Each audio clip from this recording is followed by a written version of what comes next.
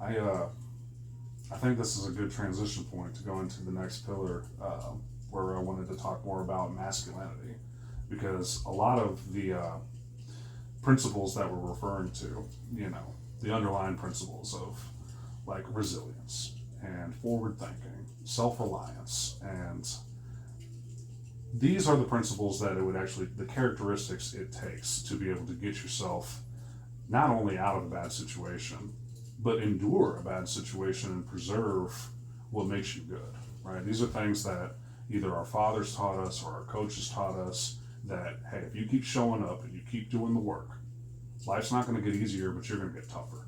You're going to be able to start handling this better. And that's on you as a man to get that. We've all played team sports, whether it was football, baseball, or soccer, where we understood that our role as the O-line, as the defender, I'm sorry, I don't know your position you play. Infielder, you knew you were part of a unit, and in order for this unit to be all right, you had to be good before you even stepped on the field. There was that responsibility as a man, and I feel like that responsibility as a man is healthy masculinity incarnate. This is something that I feel like has been wildly attacked in our society, left, right, and center. And I feel like it's broken down in the ethos of people so much today that this directly ties into the problems we were referring to. So let me ask you guys, what does it mean to be a man of God in 2025? Well, firstly, I think you should be proud of your faith. You don't necessarily have to be a Bible thumper, but if you believe in something, then you should live it in your virtues, and you should live it in your morals and your standards. And that's on you to set them. No one else can do that for you. I think it's very easy to get caught up in the chaos of everyday life, but it's up to you to fall back on those pillars that you make, and only you can make them. So what does it mean to be a man of God in today's society? It means, well, are you comfortable with your belief? And are you sure you believe that? Yes or no? How certain are you that you believe your core tenets? Do you believe in a certain faith? And if so, how do you practice those principles? Can you state that? I do this, I do X, Y, and Z to do that. I pray before I go to bed. I read my Bible as often as I can. I try to live by the 10 Commandments as best as I can. Can you say that with certainty, yes or no? And I think that what it means to be a man of God today is being able to say, I live by these standards, I live by the word, and I try to act accordingly. And I'm not sure a lot of people can say that. Realizing it and applying it with some ownership. Personifying it. Some ownership there. Yes. Identifying those core values and kind of owning them with day-to-day examples. Yes. I like that. Caleb? I mean, Connor summed it up pretty well. Not pretty well, very well. Yeah. You grew up in with God being a part of your ethos. Yeah, I remember absolutely. even as a kid, in like 7th grade on, the bus, we would hear, like, Mama said this or I'm gonna go to hell, better stop all this and that. That's the devil in me. We're chasing too many skirts. We got a demon in us, something like that. Like we've all heard that from a grandma, somebody. Yeah. And so, like, it comes with us a little bit from like initial doctrine, but how has it stayed with you genuinely? Like, I mean, I just think as I get older, I see it more, and I realize I see it more. I think that life gets harder as you get older. You realize more things that are wrong with the world. You realize more things that are wrong and stressful in life, and so you need that pillar to lean on. And so, faith and religion. If you believe it, then it's it's what you it helps guide you, helps ease you.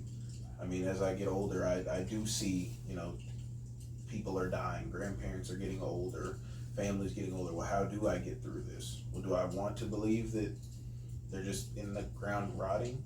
No, but I do believe that. No, I do believe they're in a better place. I do believe that. You know, when I have a tough day, and I listen to a church song that says, you know, it'll be over. It'll all of that will be over. I told the storm to pass me by. Things like that. Music definitely drives me, and I know I'll probably mention music again, but music is something that I can relate to because I can listen, I feel something when I hear certain songs that like I said, I told the storm to pass. It will pass. Whatever I'm going through will pass. I'm gonna make it. So I mean, just in getting older, I think that, like I said, you find something more to lean on. Mm-hmm. And I think that my faith is something that has kept me grounded and not lost my mind, crashed out. Mm-hmm. I see things that adults speak on more. There's things in my life that I say, there's no possible way that I could that's just coincidence. There's no possible way that I shouldn't be here.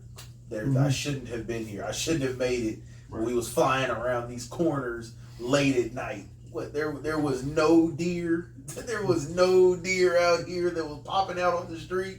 Right. There was when I'm going out to Cooper's Landing, I'm on these windy roads. It says go 25. I'm at 50, two wheeling on the side. You know what I'm saying? Like just things like that where I'm like, I should have rolled. Right. I got in a wreck and I was in a little bitty Hyundai Accent, rolled 3 times, and all I do is break an arm. It's crazy. Is that odd or is that God? Exactly. Bars. I think there is a profound truth to that because over time we start to recognize it more for ourselves, and that's something that I've always wanted to encourage people because, like, I grew up Catholic. I went to a Catholic school before I even got to Smithton in 7th grade when we all finally got to school together. You remember what that was like going to a private school, but for me, those Catholics, like, they instilled, it is probably Catholicism is the most ingrained academia mentality approach for this is how we should live, a society, a family, if we all want to get to God, right? So if theoretically you wanted to write a book and a whole religion on how to theoretically get everyone to God, that's Catholicism. But that's theoretical and not practical. In practicality and in actuality, I was a mixed baby born to a 14-year-old girl in a Catholic home. And that was wildly taboo, not only out of wedlock, but biracial. And we didn't have a lot of money. And, already there was so much stigma that got put on my life. And they kept saying, these people that kept saying, you're not good enough because of factors that were out of my control. They also dared to say that they knew how I was going to get to God. And for what they could educate me on the scripture, I, in my gut and in my core, refused the notion that any person's going to tell me how to get to God. I want to learn, I want to study, and I want to understand. But what they're offering to me, I couldn't resonate with. It wasn't until I started going out in life, living, expanding myself, going out into the world, and experiencing not only just danger and close calls, but loss firsthand. I started to actually get in a point where I started to look for the meaning of it. When I lost a wife, when I lost a family, when I almost lost my life, when I lost a reputation, there's plenty of times whenever I was like, what's the meaning and purpose of all this? And it wasn't a matter of comfort. The answer came from a pull from clarity, that God was really letting me know, hey, I've got something I've been trying to get through to you.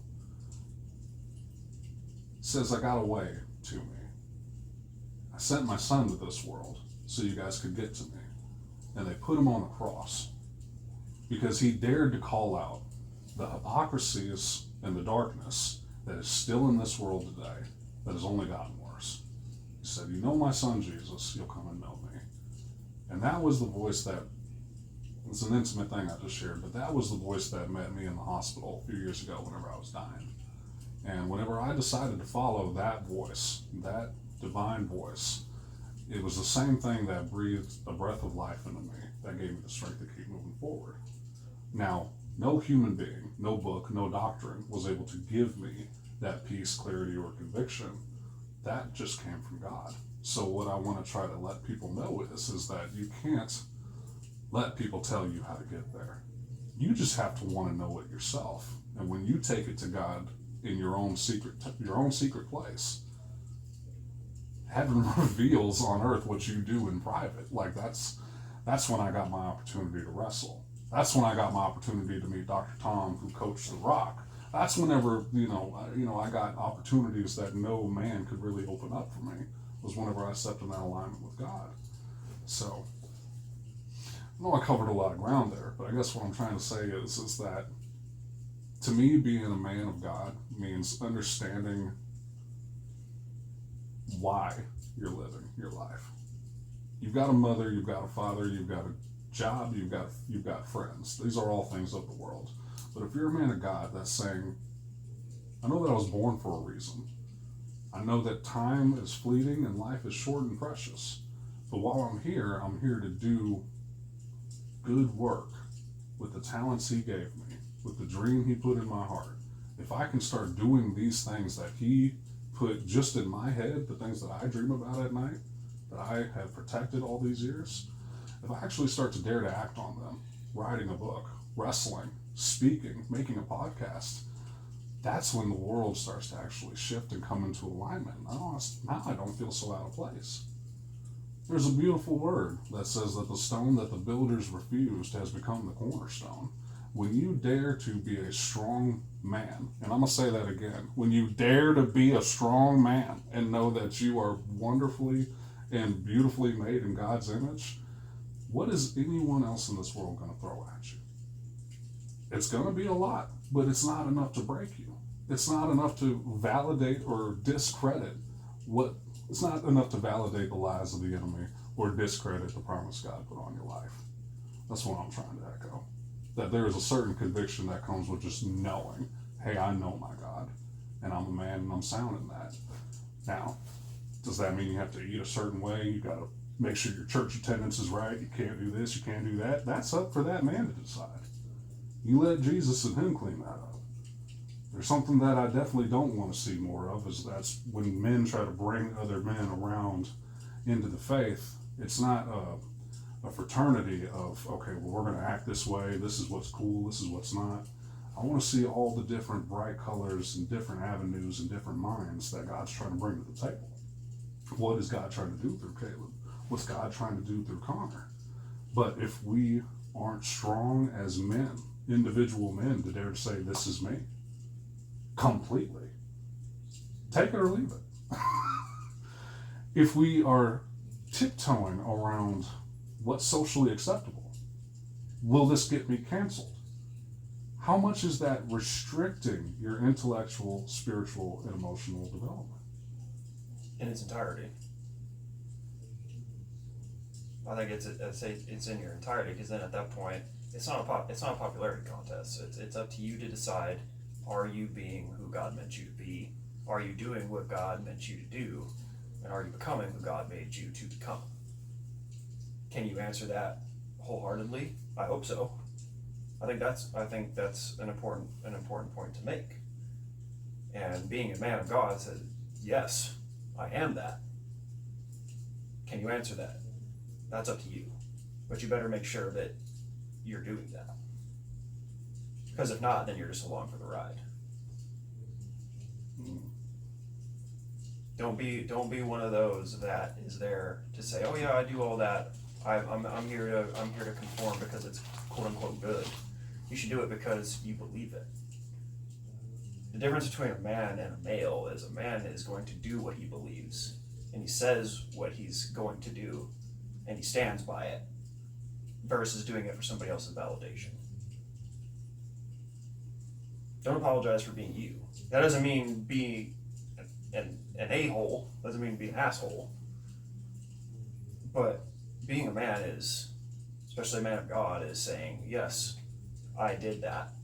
I'm owning up to it, and here's how we're moving forward with it. And if you don't like that, that's your prerogative. I hope you're doing what's best for you.